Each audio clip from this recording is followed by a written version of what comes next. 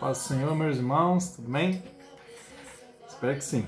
Estamos aqui mais uma vez para poder compartilharmos a palavra do Senhor. Amém? Então, abram as vossas Bíblias no livro de Filipenses, capítulo 4, versículo 8. Esse versículo vem tratando comigo já há um bom tempo, bastante tempo já, né? Algumas vezes tive a oportunidade de falar sobre ele, outras vezes alguns irmãos meus já ministraram também, né? Em cima deste versículo, recentemente na célula, foi falado sobre ele. E é algo assim que para mim é de extrema importância para a vida do cristão. Então é por isso que novamente eu quero compartilhá-lo com vocês, amém? Então diz assim, Filipenses capítulo 4, versículo 8. Finalmente, irmãos, tudo que é verdadeiro, tudo que é respeitável, tudo que é justo, tudo que é puro, tudo que é amável, tudo que é de boa fama, se alguma virtude há e se algum louvor existe, seja isso que ocupe o vosso pensamento. Amém? Feche seus olhos, vamos orar a respeito dessa palavra. Pai querido e Pai amado Deus, te louvamos, te agradecemos, te bendizemos, Senhor, Deus, por mais essa oportunidade de estarmos aqui compartilhando a Tua palavra, que verdadeiramente essa palavra possa tratar o nosso coração, possa, Pai querido e Pai amado Deus, edificar tanto a mim como aos meus irmãos que estão escutando essa palavra, que estão vendo esse vídeo, que a edificação do Senhor venha sobre o corpo de Cristo, sobre a igreja de Cristo, Pai querido e Pai amado Deus. Trate conosco, Papai, nos edifique, em nome do Senhor Jesus. Amém. Sobre o que eu quero falar um pouquinho hoje? Hoje eu quero falar sobre... Eu estava lendo um livro, né? Estou lendo um livro aí do Augusto Cury, o homem mais inteligente do mundo, né? E onde o primeiro tópico, o primeiro tema desse livro fala sobre os mendigos emocionais, a era dos mendigos emocionais. E aí ele falou algumas coisas a respeito lá no livro, e eu fui ver na Bíblia o que a Bíblia fala a respeito disso, né? O que significava isso através da palavra de Deus. E aí o Senhor me levou ao livre-arbítrio, falar do livre-arbítrio, a pensar no livre-arbítrio. Eu comecei a ir lá desde o início, lá em Gênesis. Então eu queria que vocês prestassem bastante atenção, quiser anotando os versículos para depois dar uma lida e confirmar aí, conferir. Amém? Gênesis capítulo 2, versículo 9. Gênesis 2, 9. Diz assim: do solo fez o Senhor Deus brotar toda sorte de árvores agradáveis à vista e boas para alimento, e também a árvore da vida no meio do jardim, e a árvore do conhecimento do bem e do mal. Então o que o Senhor fez? O Senhor criou Adão e Eva, criou o jardim, o Éden, e colocou diversos tipos de árvores lá, e colocou a árvore do conhecimento do bem e do mal e a árvore da vida. E a partir dali surge o livre-arbítrio. E eu fui pesquisar o que significava livre-arbítrio, o que significa em relação ao dicionário. E lá diz assim, oportunidade ou possibilidade de tomar decisões por vontade própria, seguindo o próprio discernimento e não se pautando numa razão, motivo ou causa estabelecida. Aí no finalzinho diz, a fé não impõe regras, mas confia no livre-arbítrio de cada cristão. Isso aqui eu encontrei no dicionário. Então, quando Deus colocou a árvore do conhecimento do bem e do mal e a árvore do jardim no Éden, Ele estava dando uma oportunidade ou uma possibilidade de nós tomarmos as nossas decisões. Nós decidimos. Ele deu ali a oportunidade, a possibilidade de Adão e Eva decidir, ter uma decisão de escolha entre a árvore do conhecimento do bem e do mal e a árvore da vida. Então a decisão era de Adão e de Eva, unicamente deles, exclusivamente deles. Só que o Senhor também, nesse momento, ele deu uma ordem para eles. Está lá em Gênesis capítulo 2, do versículo 16 e 17. Diz assim, é um pouquinho mais para frente. E o Senhor Deus lhe deu esta ordem: de toda a árvore do jardim comerás livremente, mas da árvore do conhecimento do bem e do mal não comerás, porque no dia em que dela comeres, certamente morrerás. Então o Senhor determinou, decretou uma ordem para eles ali. Então quer dizer que se o Senhor decretou uma ordem, não tinha mais o livre-arbítrio, né? Porque o Senhor ordenou para eles não comerem da árvore do conhecimento do bem e do mal, então não tinha mais o livre-arbítrio. Não. A ordem não significa que necessariamente ela vai ser cumprida, ou necessariamente ela vai ser executada. Então alguns exemplos para isso. Por exemplo, uma mãe em casa pede para o filho lavar uma louça ou dá uma ordem para o filho varrer uma casa, passar um pano na casa. Normalmente ela só falando, o filho não vai obedecer. Normalmente só vai por ameaça, né? Com um cabo de vassoura na mão, ameaça de uma surra ou de alguma outra coisa, ele vai fazer. E não era o caso que o Senhor estava fazendo. O Senhor ele não ameaçou. Quando ele fala que se comer, no dia que dela comer, certamente morrerás, não significa que o Senhor estava com a arma ali na cabeça deles e falou, vou matar vocês, eu vou fazer isso com vocês se vocês comerem dessa árvore. Não, isso era uma consequência das decisões deles. O Senhor estava falando, se vocês decidirem comer por essa árvore, desse fruto, vocês vão morrer. Mas não que o Senhor estava ameaçando. O Senhor deu a ordem, mas não obrigatoriamente forçou eles a fazerem isso, né?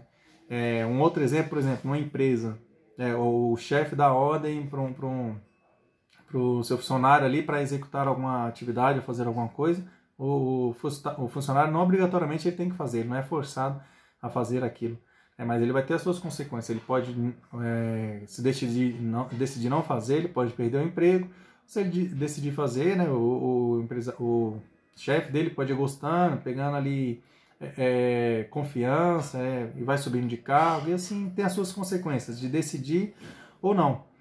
Mas ele não é forçado ali a nada, ele não é obrigado a fazer aquilo efetivamente. Não tem uma arma na cabeça dele, não tem ali, não está sendo imposto por ameaça, né? É uma ordem dada, cabe a ele decidir ou não fazer.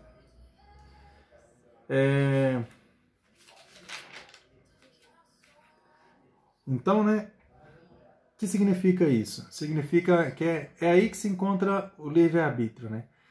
A outra parte lá no dicionário, né, diz o seguinte, só um minutinho, que a fé não impõe regras, mas confia no livre-arbítrio de cada cristão. O que significa isso, né? Deus, ele deu a ordem, só que, como eu já disse, ele não nos força nada, não nos obriga a nada. E nem Satanás ele pode nos forçar a nada ou nos obrigar a nada. Satanás pode influenciar a nossa vida. E Deus, por causa do seu grande amor, ele não nos força a fazer isso. E por causa do seu grande amor também, ele nos ensina, ele nos motiva, ele nos inspira, ele nos instrui a fazer a melhor escolha.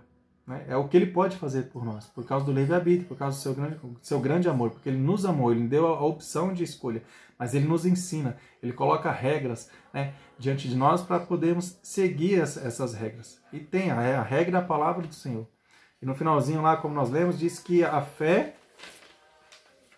não impõe regras, mas confia no livre-arbítrio de cada cristão. O que significa isso? Impor, o verbo impor é obrigação, se tornar obrigado, forçado. Então, assim, a fé não impõe regras, não significa que ela não tem regras, né? Não significa que o Senhor não tem regras, que a palavra de Deus não tem regras para ser cumprida. Tem sim, só que ela não é obrigatória, ela não é forçada, ela não é imposta.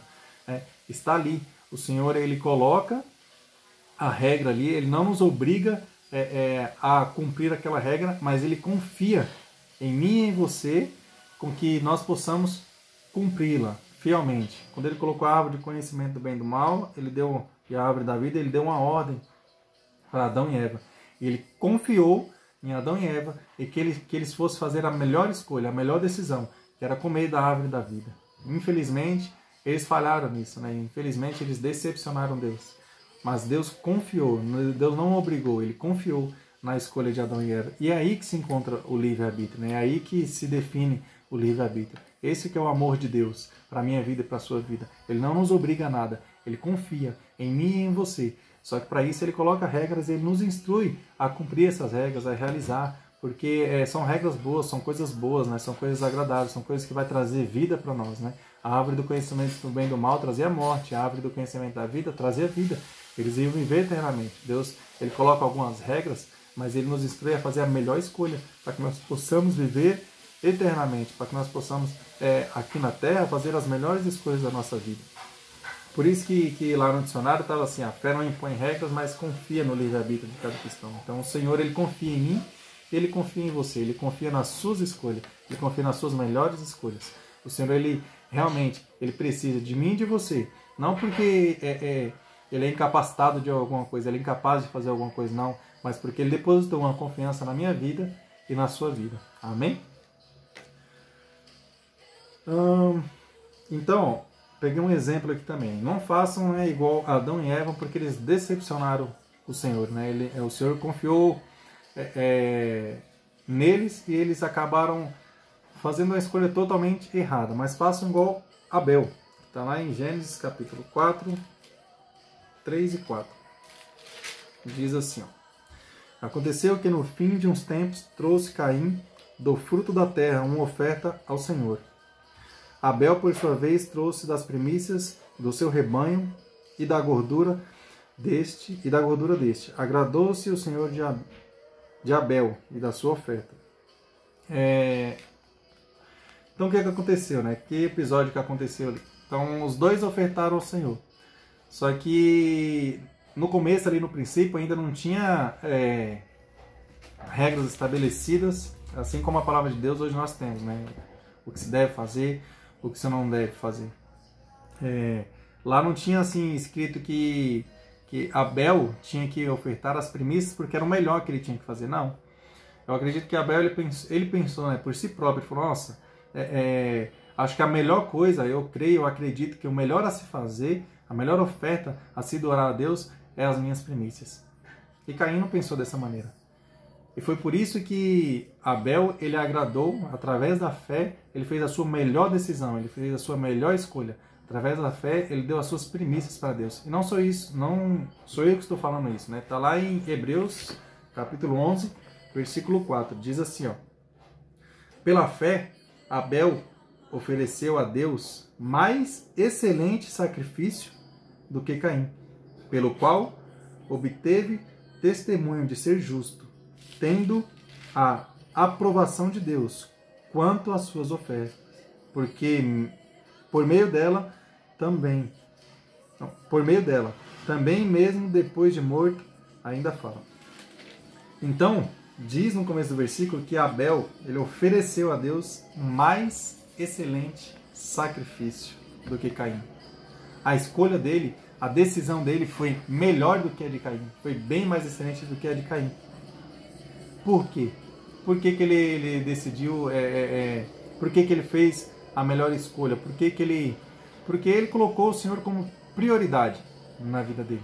Porque ele sabia que primeiro do que ele comer, primeiro do que ele obter ali os frutos para ele se alimentar, ele sabia que a prioridade na vida dele era o Senhor.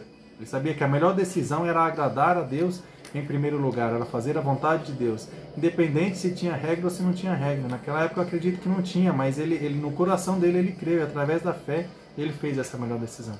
Então que nós possamos também fazer hoje, além, não nos comparamos assim com Abel, até porque hoje nós temos tudo detalhado, tudo escrito, como se deve fazer, o melhor caminho a se seguir, as melhores decisões a ser tomadas, está na palavra de Deus. Ele nos ensina isso, ele nos explica isso. Então ficou bem mais fácil para nós do que para Abel a tomar as nossas decisões. Então, independente se é porque está escrito ou não, ou se é pela fé, que eu e você possamos fazer essas melhores escolhas. Colocar Deus como prioridade na nossa vida, né? Priorizar Ele em tudo, não só nas ofertas, não só nas coisas da igreja, mas em tudo nós possamos tomar as melhores decisões, que são as decisões do Senhor. Amém? Para que nós possamos agradar o coração dele. Então, façam igual Abel, né? Pegue um exemplo de Abel e não de Adão e Eva, até porque nós temos uma nova oportunidade através de Cristo Jesus de tomar essas decisões, de fazer essas escolhas. Então, eu acredito e eu espero que nós, a partir de hoje, possamos fazer essas melhores escolhas aí através da oportunidade, da nova oportunidade que Cristo nos deu. Amém? Vamos lá.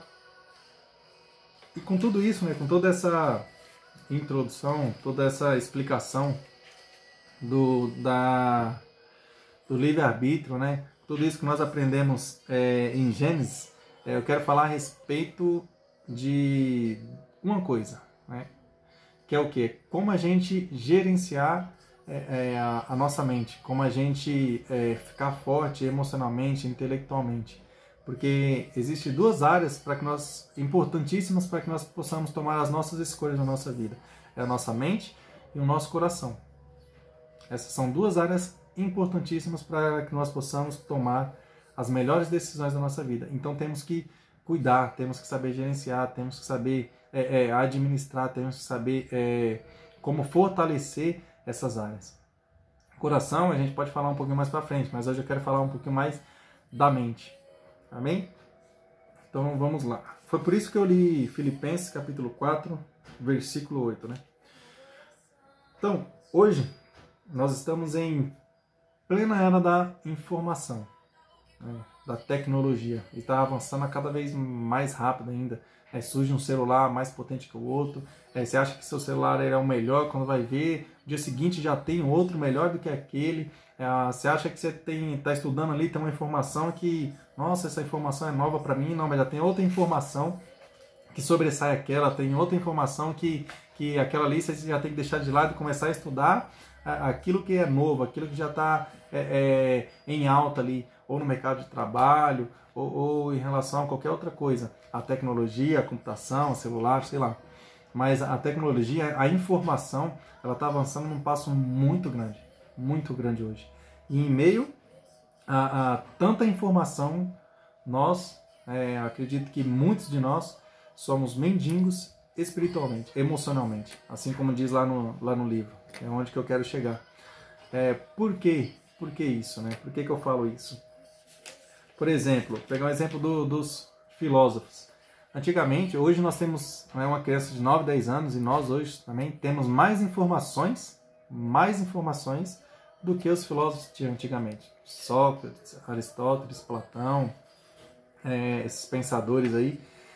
Só que eles foram, né, e são pessoas muito reconhecidas, inteligentíssimas, né? Pessoas cultas, Mas por quê? Por que isso? Porque eles tinham muita informação? Não, não era. Era porque eles sabiam administrar essas informações. Eles sabiam administrar a sua mente, sabiam administrar o intelecto. Eles são reconhecidos não pela quantidade de informações, mas por saber administrar isso. E hoje, com tantas informações, hoje nós nos perdemos. Nos perdemos emocionalmente, intelectualmente. E eu vou explicar isso e eu acredito que vocês vão concordar comigo. Por quê? Porque hoje, vou te dar um exemplo. Alguns exemplos aqui. Hoje, se a gente está sei lá, na igreja, num culto, vou dar os exemplos da igreja, né? A gente está num culto, a gente recebe um olhar atravessado, acabou o nosso dia, acabou o culto, a gente perdeu a bênção, né? Foi lá para adorar o Senhor, fazer um culto nacional, acabou perdendo. Ou no nosso dia a dia mesmo, no trabalho, em casa, a gente recebe um olhar atravessado ali, acabou o dia pra gente. A gente não consegue mais ser produtivo naquele dia, acabou. Nosso coração se entristece, a nossa mente se enfraquece, e a gente acaba desanimando, né? Acaba ficando fraco aí emocionalmente. Uma crítica,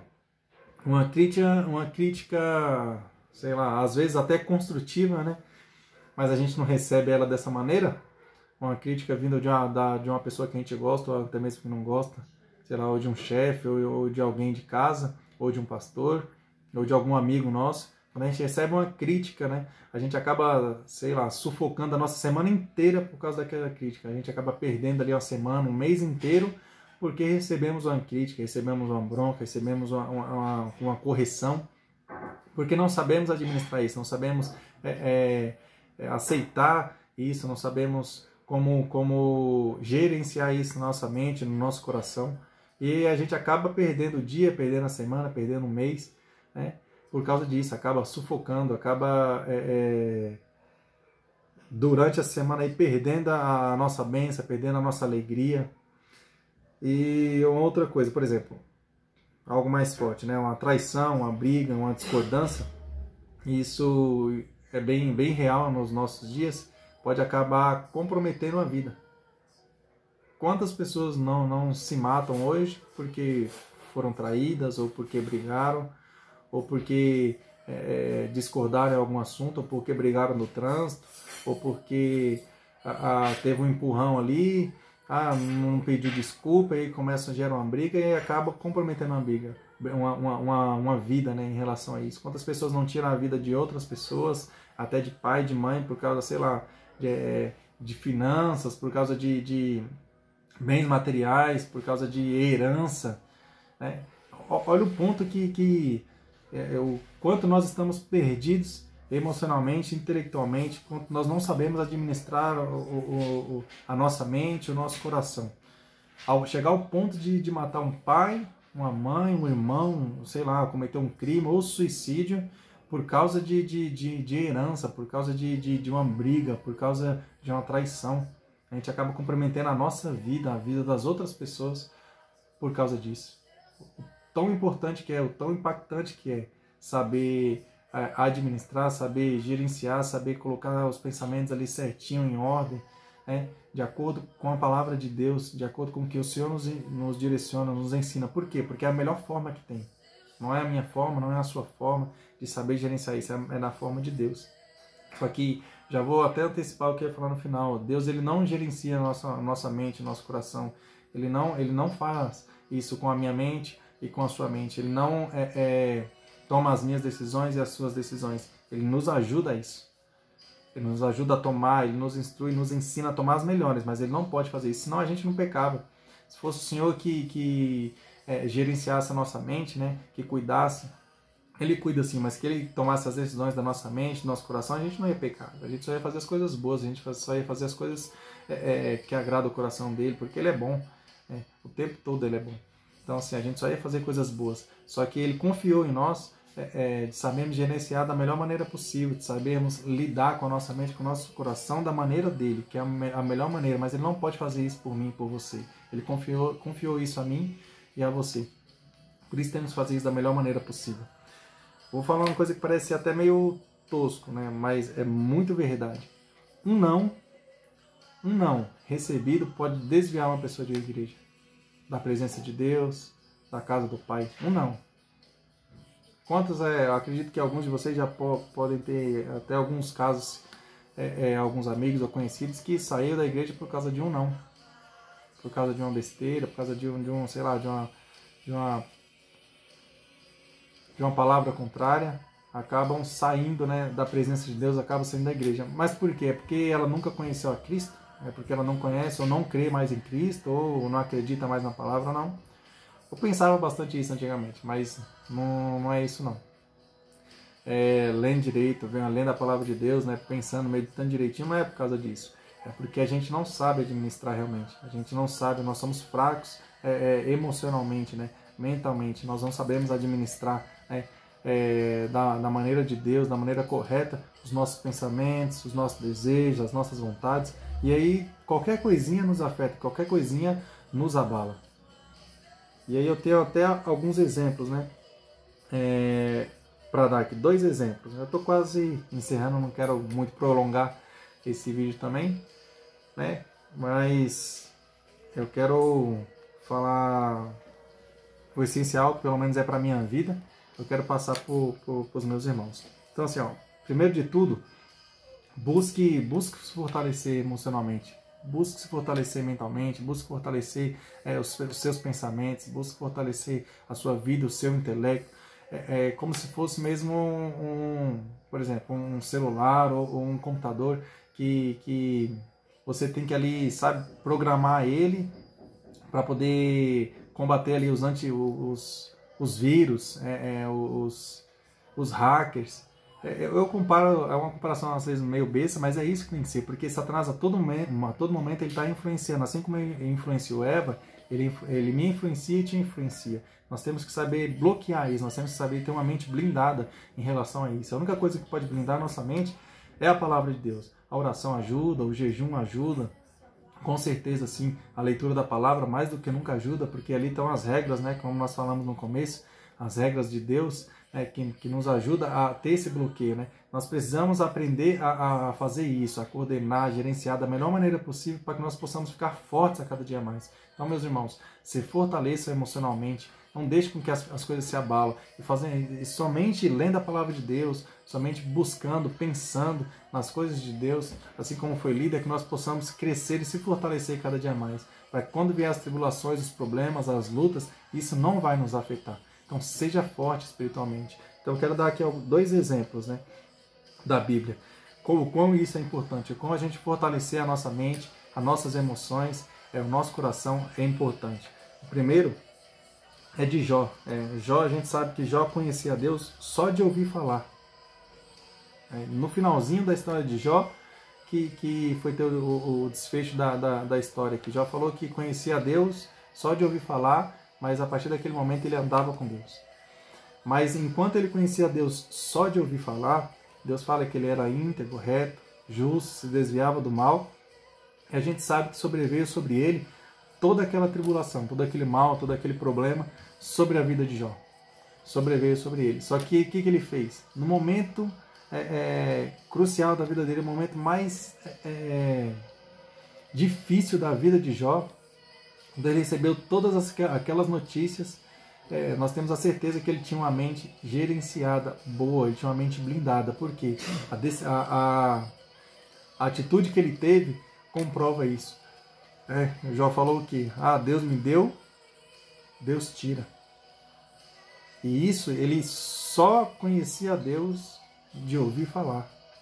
Só de ouvir falar, ele conhecia Deus e teve essa atitude. Porque ele tinha uma mente blindada através das regras de Deus, ele fazia, né, a vontade de Deus, ele se desviava do mal, ele era íntegro, ele era reto, tudo que Deus ordenava, né, ele buscava a fazer a vontade de Deus, os desejos de Deus, da maneira de Deus. Então, dessa maneira, ele blindou, né, a sua mente, e todos aqueles problemas, nenhum deles conseguiu penetrar, conseguiu abalar as estruturas de Jó. Conseguiu fazer com que ele se desviasse dos caminhos de Deus, com que ele desistisse do Senhor, com que ele abandonasse o Senhor. Nada, nem a própria mulher dele falando para ele abandonar o Senhor, ele não fez isso, porque ele tinha a mente blindada. Ele tinha a mente blindada unicamente e só conhecia a Deus de ouvir falar, né? Nem andava com ele. Já o outro exemplo é Judas, né?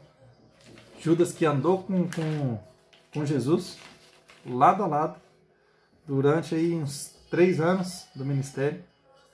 Ele andou com Jesus aprendendo, Jesus passando as regras para ele. É assim que se faz, aprende comigo, com todos, né? Jesus fez isso com todos. É dessa maneira que se deve falar, dessa maneira que se deve agir, dessa maneira que se deve fazer. Façam isso, não façam isso, isso é bom, isso é ruim, ensinando passo a passo cada detalhe para Judas. E no final, Judas, ele acabou se perdendo, né, emocionalmente. Por quê? Porque ele não tinha a mente blindada. Jesus não podia entrar na mente de Judas e mudar a escolha dele, a decisão dele. Não podia fazer a vontade. Acredito que a vontade de Deus é que ninguém se perca. Essa é a vontade de Deus, que ninguém se perca. Mas Jesus, ele não podia, né, tomar conta da mente de Judas e falar: não, você não pode fazer isso, você não pode me trair, você não pode cometer suicídio, você não pode fazer isso. Não, Jesus, ele ensinou, né, qual era a maneira de se fazer, mas a decisão era de Judas. E ele andou com Jesus lado a lado e se perdeu emocionalmente. Por quê? Porque ele não sabia gerenciar a sua mente, ele não sabia gerenciar suas emoções, ele era um mendigo emocionalmente. Assim como muitos de nós somos hoje. Por isso que hoje se dá o nome como melindragem, né? Aquelas pessoas melindres. Muitos crentes são assim, né? Muitos crentes são fracos mentalmente. Então acho que por isso que eu falei no começo que esse versículo que nós lemos aqui em Filipenses, ele trata comigo direto, já tem um bom tempo tratando comigo, e eu vou continuar falando dele porque eu acho ele de extrema importância, porque é onde nós temos que nos fortalecer, é no nosso coração e na nossa mente. para que nós possamos, a cada dia que vier uma tribulação, a cada dia que vier um problema, a cada dia que vier uma angústia, a cada dia que vier uma tristeza, nós possamos estar fortes emocionalmente, fortes espiritualmente, forte intelectualmente, forte emocionalmente, forte em tudo. Em todas as nossas vidas nós temos que estar forte, mas nós temos que saber administrar, né, o que entra na nossa mente e o que sai do nosso coração, o que sai da nossa mente, o que entra no nosso coração. Até o Senhor falou que não é o que entra no nosso corpo, não é aquilo que a gente come que nos causa dano, né, que nos causa mal, mas é o que sai do nosso coração. Isso sim é o que nos causa mal. Esse é o veneno da nossa vida. Então nós temos que saber administrar isso da melhor maneira possível. A melhor maneira possível é a maneira de Deus. E em Filipenses 4:8 foi o que nós lemos. Ele deixa isso bem detalhado. Para mim é um dos versículos, né, mais importantes aí, não é o mais importante, mas é um versículo crucial aí para o nosso fortalecimento em Cristo Jesus, para o nosso fortalecimento da nossa fé.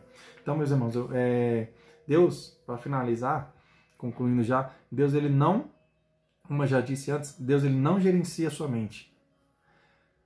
Senão ninguém pecaria, né? Mas ele confia em nós, ele confia em mim, confia em você, para que nós possamos gerenciar da melhor maneira possível, segundo, né, as suas regras, segundo a sua vontade, segundo o seu desejo, que está na palavra do Senhor. E nela diz o seguinte, novamente eu vou ler Filipenses 4:8. Finalmente, irmãos, tudo que é verdadeiro, tudo que é respeitável, tudo que é justo, tudo que é puro, tudo que é amável, tudo que é de boa fama, se alguma virtude há e se algum louvor existe, seja isso que ocupe o vosso pensamento. E Romanos 12 também diz, não vos conformeis com esse século, mas transformai-vos pela renovação da vossa mente, para que possais experimentar qual seja a boa, perfeita e agradável vontade de Deus. Então, irmãos, se esforce a gerenciar da melhor maneira possível, nas regras de Deus, a sua mente, o seu coração. Se esforce a se fortalecer emocionalmente, intelectualmente, para que nada possa abalar as suas estruturas. Aprenda com Cristo. Na palavra de Deus tem todas as dicas, todas as regras de como a gente se fortalecer, para que nós possamos juntos termos a vitória e sentarmos, né? Assim como Ele nos prometeu lá em Apocalipse, nós possamos juntos, assim como Ele está sentado à direita do Pai, nós possamos estar junto com Ele, sentado, com a vitória nas mãos. Amém? Feche seus olhos.